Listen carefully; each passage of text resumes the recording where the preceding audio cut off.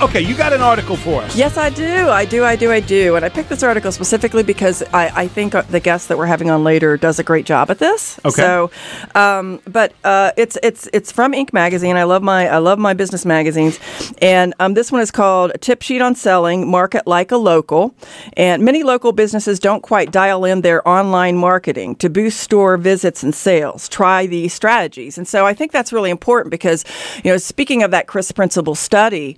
That's something that was really kind of amazing to me, that a lot of times the local mindset was, well, we're local. We don't, some businesses wouldn't even have a website. Of course, that's just unheard of now, right?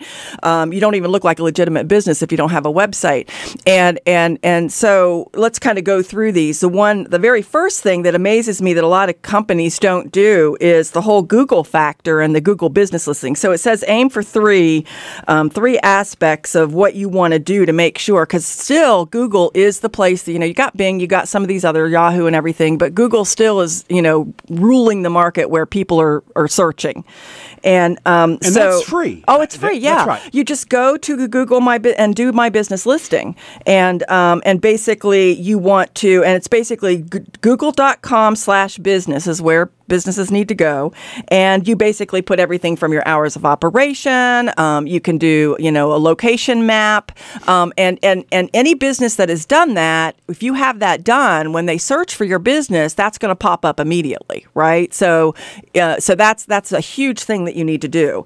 And, also upload lots of quality pictures. A lot of times people just let that map that pops up be it, but show location, especially retailers. My goodness, show your retail location, a storefront, show maybe some of your merchandise, and you can always change them out. Change it out regularly as well.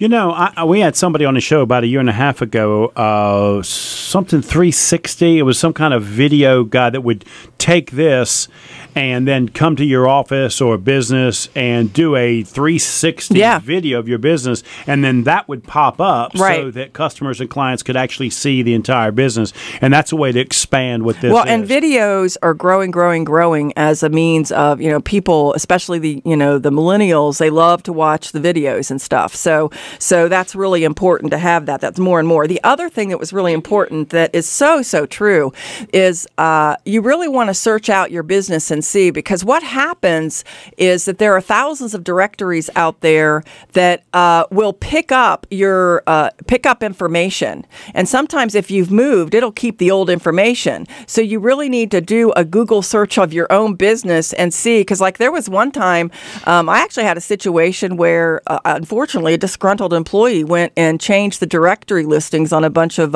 my business locations. And if I hadn't looked at that, people would have been so confused. You really got to pay attention. You hit on this one. This one's painful. I switched brokerage firms about 5-6 years ago. I'm telling you, it's like impossible to get that switch. It is very hard. There's actually services out there now that I think can actually help you make this switch. There actually are. It's basically called, your image on the web, and it'll help, because sometimes it's not as easy as you think. Sometimes you have to submit information. You just can't go in and then you're at the mercy of whoever's going to change that information. So it can get kind of crazy. And it's like you didn't even put that information up there to begin with, but it's there. That's correct. That's correct. So, and then also the whole aspect of beyond Google, you have to look at the whole aspect of reviews. Reviews are extremely important. And so you got Yelp, you've got, local.com. And I mean, and then, you were mentioning lknsavings.com, and that's a business directory, right? Yep. That's an opportunity. So that's a perfect example on a local level. Part of what the search engines do is those spiders are looking at all the different places that you are located on the web. So if you just have a website, that's not going to cut it. You need to be showing that you're you have a strong presence on the web. And then the third part of it was go ahead. Let's talk about this just for a minute, Sherre. I know so many business owners like me that cannot stand the whole review concept. Right. Because we're at the mercy of our weakest client and our weakest relationship, right? Right. And I've done a lot of reading and research on this. And here's the advice I can give you business people out there. It's going to happen. Right. Embrace it.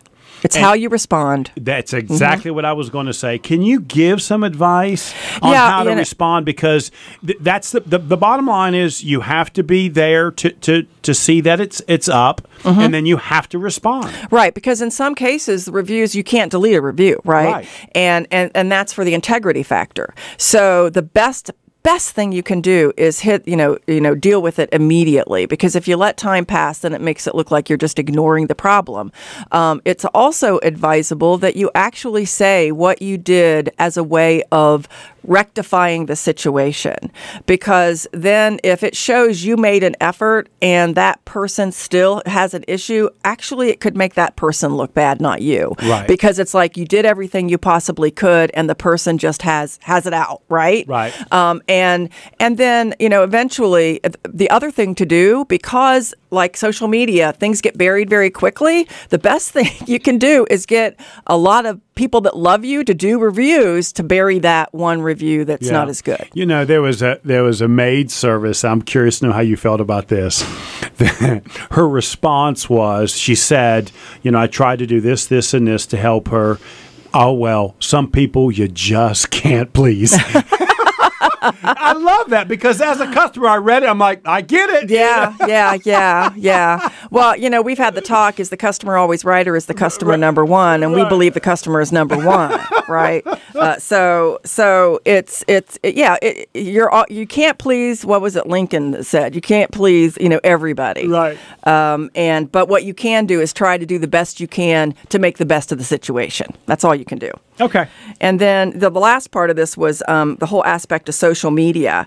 And, what I say to businesses, there's such pressure for social media. You have to pick what's right for you, because you got Twitter, you got Instagram, you got Pinterest, you got Facebook, you got LinkedIn, you got, with some businesses, they're B2B specifically, LinkedIn is really all they need to do. With others, Facebook, Twitter and Instagram. Instagram is just burning it up for some businesses, right? But you have to know what you're comfortable with and what you can manage if you're going to try to do it yourself, or hey, hire someone to do it for you, and have a strategy around it. Let me ask you a question. Do I have to get personal? Do I have to tell people when I go out for pizza? No. Do I have to say I'm getting ready to take an hour off? I mean, it's like Well, that's the personal Facebook and social media. But people are telling me that's actually working because it's engaging. Well, I think you still need to strategically relate it to your business. Okay, so it's not about you, Joe. I'm sorry. I got no problem with that. We were going to make it an entire day with no bell, and you had to do that, didn't you?